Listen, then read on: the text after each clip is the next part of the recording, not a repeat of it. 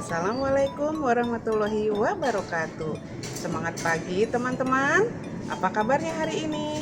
Alhamdulillah, tetap semangat. Allahu Akbar.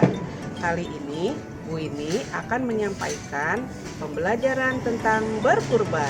Mari kita simak video berikut ini.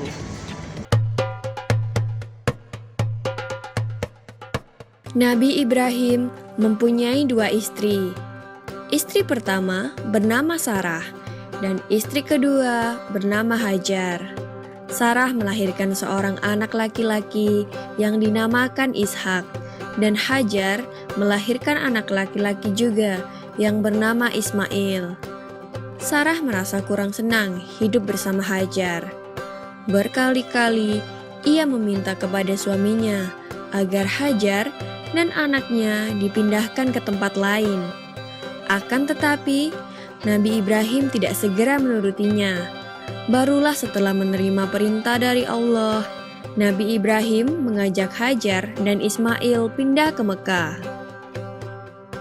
Ismail yang masih menyusu pada waktu itu terpaksa harus mengikuti kedua orang tuanya menempuh perjalanan yang begitu jauh dan melelahkan.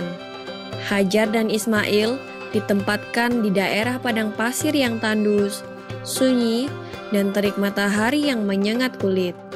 Tak ada seorang pun di sana kecuali mereka berdua. Setelah beberapa tahun Nabi Ibrahim alaihissalam meninggalkan anak dan istrinya itu, ia pun merasa rindu. Beberapa kali ia mengirim utusan untuk melihat keadaan anak dan istrinya itu. Dan ketika utusannya mengatakan bahwa anak dan istrinya dalam keadaan yang baik-baik saja, Nabi Ibrahim pun merasa lega. Ternyata kehidupan istri dan anaknya itu diberi serba kecukupan oleh Allah Subhanahu wa Ta'ala. Hajar dan Ismail dianggap sebagai pemilik dan pemimpin di Mekah, karena mereka berdualah yang pertama kali menetap dan bertempat tinggal di sana. Demikianlah Nabi Ibrahim tidak dapat menahan kerinduannya.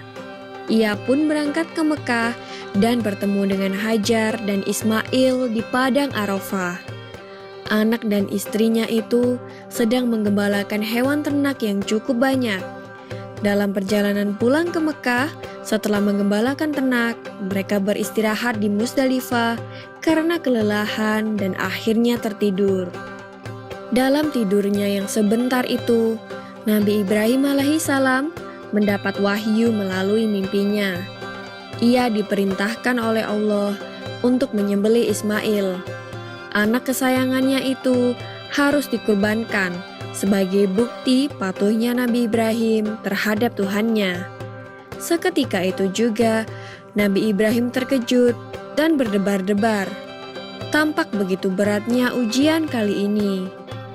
Ia pun akhirnya menguatkan hati demi rasa cintanya yang lebih besar kepada Allah Subhanahu wa Ta'ala. Ia juga pada akhirnya memberitahukan mimpi itu kepada Ismail. "Wahai anakku Ismail, dalam mimpi aku diperintahkan oleh Allah untuk menyerahkanmu sebagai kurban, dan aku harus menyembelihmu. Bagaimana pendapatmu, wahai anakku?" Kata Nabi Ibrahim. Ismail pun menjawab, "Wahai ayah, sekiranya itu perintah Allah, maka laksanakanlah apa yang telah diperintahkannya kepadamu. Aku akan tetap sabar dan ikhlas menerima cobaan ini." Dikisahkan iblis berusaha merintangi perintah Allah kepada Nabi Ibrahim. Berkali-kali iblis membujuk Nabi Ibrahim agar tidak melaksanakan perintah itu. Namun Nabi Ibrahim tetap melaksanakan perintah Allah, dan godaan iblis yang begitu dahsyatnya tak akan mampu meruntuhkan ketaatan Nabi Ibrahim kepada Allah. Nabi Ibrahim membawa Ismail ke atas bukit. Di sana, Ismail mengenakan kain penutup mata, dan pedang tajam pun sudah dipersiapkan. Ketika pedang itu sudah berada di leher Ismail, tiba-tiba tubuh Ismail pun diganti dengan seekor kambing yang gemuk oleh malaikat Jibril. Dengan demikian, selamatlah Ismail dari penyembelihan. Allah Subhanahu wa Ta'ala berfirman kepada Nabi Ibrahim, "Hai Ibrahim, kau sudah melaksanakan perintahku dengan ikhlas. Sebagai gantinya, aku berikan binatang ternak untuk disembelih. Ini adalah cobaan besar bagimu." Peristiwa itu terjadi pada tanggal 10 Dzulhijjah di Mina, dan sampai sekarang dirayakan seluruh umat muslim sebagai hari raya Idul Adha. Dan umat Islam yang melaksanakan ibadah haji juga dapat melakukan kurban di Mina sebagai penghormatan atas Nabi Ibrahim alaihissalam. Demikian kisah Nabi Ibrahim alaihissalam. Semoga kisah ini dapat mempertebal iman kita kepada Allah Subhanahu wa Ta'ala. Amin ya Robbal 'Alamin.